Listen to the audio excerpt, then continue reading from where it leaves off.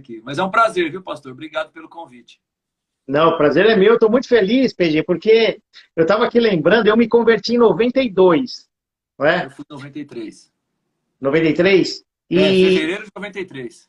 e eu fui em novembro de 92. E esse período da nossa conversão, então foi junto ali, foi um momento assim que a música gospel estava crescendo demais, várias bandas surgindo, né? Sim, Cats Barneia, Resgate, Kadosh, o Oficina e Rebanhão, tantas outras. Cara, foi um momento sim. tão legal assim. Foi um momento especial para mim, né? Para quem viveu aquela época, e a gente não fala isso com saudosismo, não é esse papo de, a nossa época era melhor, não, mas foi um momento assim de expansão do reino. Eu creio, né, que o Senhor realmente capacitou pessoas, líderes que estavam surgindo naquele momento para trazer um tempo para que hoje nós fôssemos líderes de uma geração também, né? Assim como você aí na Irlanda, eu aqui no Brasil, mas tudo começou ali, né, num movimento pelo Brasil todo e pelo mundo, na verdade, né? Que eu acho que se expandiu da América, foi muito forte na América, né? No começo dos anos 90 também, lá no finalzinho dos anos 80, na verdade, e chegou isso ao Brasil aí por volta de 92, 93, e virou uma grande explosão aí, né? 99, 97 para 98, eu acho que realmente a música cristã teve um status, colocar assim para o pessoal entender também, né? Mas assim, um status de música ouvida não só dentro da igreja, né? As pessoas começaram a ouvir a música cristã e receber a mensagem. Eu acho que muita gente, a gente tem aí atores, atrizes, cantores que cantavam fora da igreja, pessoas conhecidas de vários ramos ali que hoje são homens e mulheres dedicados ao evangelho, né? Foi uma época muito importante. Muito. E eu sempre digo, eu fiz até uma live aqui com o pastor Silas do Kadosh, com o brother Simeon, Eita! bati um papo com eles aqui.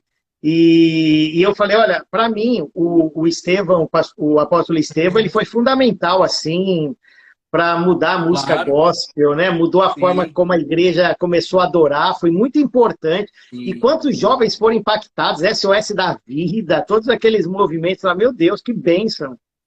Foi demais.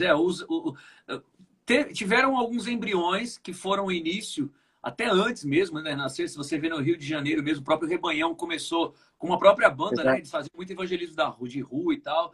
Aqui em São Paulo já tinha o tio Cássio um pouquinho antes, tinha o próprio Ademar fazendo aqueles trabalhos na Liberdade, que depois continuaram, claro. Mas assim, eu acho que aquela época da Renascer, pelo fato de uma marca, de uma igreja que cresceu com essa marca de evangelismo, de trazer muito jovem, porque as igrejas não pensavam muito nisso, né, pastor? Se você parar para analisar, eu falo isso porque eu não era de igreja. Eu vim realmente de fora. Eu não cresci num lar, apesar de ser um lar cristão, mas não era um lar protestante, não era uma família que confessasse Jesus e mudasse o caminho, que ele era a única verdade, né? Então, eu sei, com conhecimento de causa, que a minha pessoa, a forma como eu vivia, como eu lidava, eu era o rejeitado e acabou. Ou você segue a regra e acabou, né? E a gente sabe que realmente só existe um caminho, uma verdade, uma vida. Mas e se existem maneiras de falar com tribos diferentes, né? Pode-se dizer assim. E eles souberam falar e eles souberam trazer. Se você olhar para a história de 25 anos para cá, e ver lá, quase 30 anos, na verdade, de 30 anos para cá, e você olhar, você vai ver muitos hoje que, como a gente falou, que são líderes, professores, pastores, mestres na palavra, evangelistas, quase que boa parte dessa galera veio de um movimento deles, mesmo que de repente não da Renascer em si, né? Eu não estou falando da igreja em si aqui, mas do que eles encabeçaram e abriram portas para que outras igrejas entendessem isso, né?